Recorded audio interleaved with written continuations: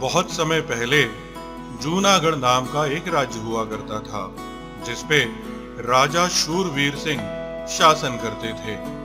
एक रात जब वो सो रहे थे तो उन्होंने एक सपना देखा कि वो एक रंग बिरंगे जादुई घोड़े पर बैठकर उड़ रहे हैं और आसमान से उन पे फूलों की बारिश हो रही है।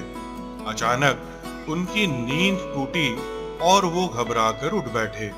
अरे, कोई है क्या यहाँ पर? जी महाराज, आदेश करें। जल्दी जाओ और राजपुरोहित को हमारा संदेश दो कि हमने उन्हें तुरंत बुलाया है। जो आज्ञा महाराज। राजपुरोहित तुरंत आ पहुंचे। महाराज की जय हो। कहिए, मुझे कैसे याद किया? महाराज ने राजपुरोहित को अपने सपने के बारे में बताया और सपने का मतलब पूछा। महाराज, ये तो बड़ा ही शुभ संदेश मालूम पड़ता है। पुराने समय में अश्वमेध यज्ञ करके राजा अपने राज्य का विस्तार करते थे। इस सपने के अनुसार अगर आपको ये रंग बिरंगा जादुई घोड़ा मिल जाए तो निश्चित ही आपके यश और कीर्ति में वृद्धि होगी और राज्य का विस्तार भी होगा। राजा का ज्योतिष और तंत्र विद्या में बहुत विश्वास था। उसने तुरंत ही अपने राज्य के 3 सबसे होनहार लड़कों राम, श्याम और घनश्याम को बुलाकर कहा, राम, श्याम, घनश्याम, तुम तीनों आज और अभी ही इस रंग बिरंगे जादुई घोड़े की तलाश में निकल जाओ। कहीं भी ढूंढो, कैसे भी ढूंढो, पर ये घोड़ा मुझे हर हाल में चाहिए। लेकिन महाराज, हमने तो कभी ऐसे घोड़े के बारे में ना सुना है और ना ही देखा है। ये सब मैं नहीं जानता। अगर घोड़ा मेरे सपने में आया है तो निश्चित ही कहीं ना कहीं जरूर मिलेगा। तुरंत जाओ और मेरे आदेश का पालन करो। राजा के सामने तीनों की एक ना चली और वो उस जादुई घोड़े को ढूंढने निकल पड़े। उन्होंने उसे जंगल में ढूंढा,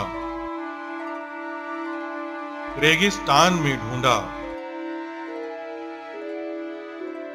और बर्फीले पहाड़ों पर भी ढूंढा, पर वो जादुई घोड़ा उन्हें कहीं नहीं मिला। हारकर 3 महीने बाद वो राजा के पास वापस लौट आए। उन्हें खाली हाथ लौटा देख राजा बहुत नाराज हुआ। तुम सब किसी काम के नहीं हो। आंखें खोलकर ढूंढते तो वो जादुई घोड़ा जरूर मिलता, लेकिन नहीं, तुम लोगों की वजह से मेरा सपना पूरा नहीं हो सका और अब तुम्हें इसकी सजा मिलेगी। इन तीनों को 5 साल के लिए कारावास में डाल दिया जाए। और ऐसा ही हुआ। तीनों को 5 साल के लिए कारावास में बंद कर दिया गया। जिन 3 लड़कों को कारावास में बंद किया गया था, उनमें से एक श्याम के पिता का नाम था रामावतार। रामावतार बूढ़े जरूर थे, लेकिन बहुत बुद्धिमान थे। उन्हें राजा का यह फैसला बिल्कुल भी तर्कसंगत नहीं लगा। समझ नहीं आता कि इन तीनों बच्चों को इस अन्याय से कैसे बचाया जाए। कोई ना कोई उपाय तो जरूर होना चाहिए। क्या करूं, क्या करूं, क्या करूं?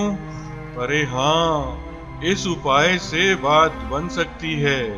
हाँ, यही ठीक रहेगा।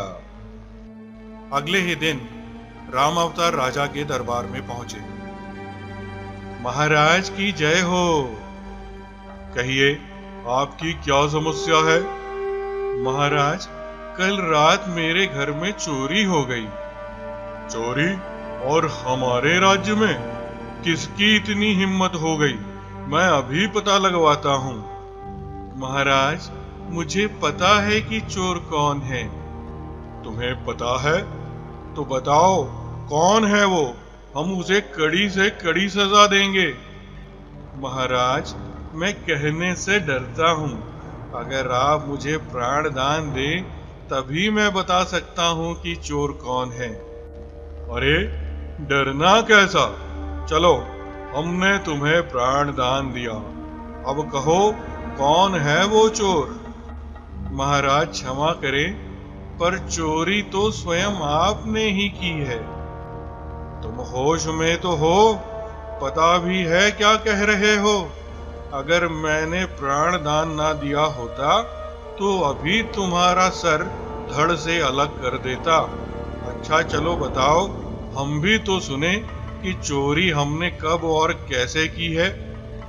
महाराज, मैंने कल रात सपना देखा था और उस सपने में आप मेरे घर में चोरी कर रहे थे। तो सपने में की गई चोरी को तुम सच मान बैठे और उसकी शिकायत लेकर यहाँ आ गए। सपने भी भला सच होते हैं? क्यों नहीं महाराज, अगर आपके सपने में आया जादुई घोड़ा सच हो सकता है, जिसके ना मिलने पर आप 3 बेकसूर लड़कों को कारावास में डाल सकते हैं, तो मेरे सपने में हुई चोरी सच क्यों नहीं हो सकती? इतना सुनना था कि राजा को अपनी गलती का एहसास हो गया।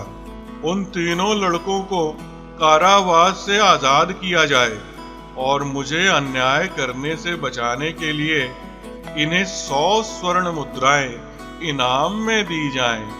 तो इस तरह रामावतार की सूझबूझ से तीनों लड़के कैद से रिहा हो गए और राजा ने फिर कभी अंधविश्वास नहीं किया।